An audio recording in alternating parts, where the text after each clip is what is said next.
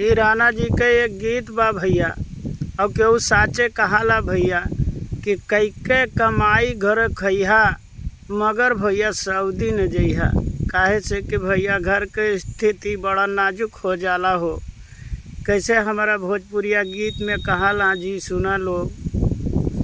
अरे कि भैया तू चल गइलिया सऊदी, अरे भैया तू चल गइलिया सऊदी, कि घर में बिगड़ गइले भौजी। भैया तू चल गइले सऊदी, कि घर में बिगड़ गइले भौजी।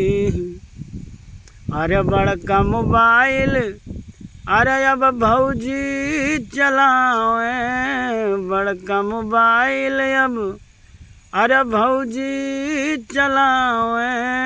रोज ठेलुहन का घर पे बनावे, रोज ठेलुहन का और घर पे बनावे।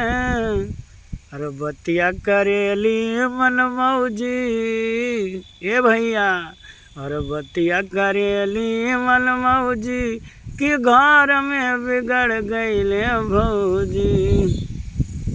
और भैया कहाला कि नोट सपोर्ट अरे भैया तू ही से पावे, नोट सपोर्ट भैया अरे तू ही से पावे। आधी आधी रतिया अरे बजरिया से आवे, आधी आधी रतियक अरे बजरिया से आवे। अरे मछरी मीट कहीं सौखी, अरे मछरी मीट कहीं सौखी, कि घर में बिगड़ गइले भौजी।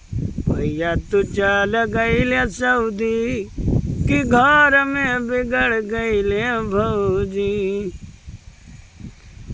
अरे भैया सऊदी से जल्दी नहीं हा,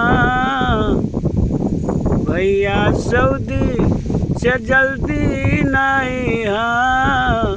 भौजी का भैया अरे हियरे न पैबा, अरे लई जाई कौनो मन सौखी, अरे लई जाई कौनो मन सौखी, कि घर में बिगड़ गइले भौजी। भैया तू चल गइले सऊदी, कि घर में बिगड़ गइले भौजी।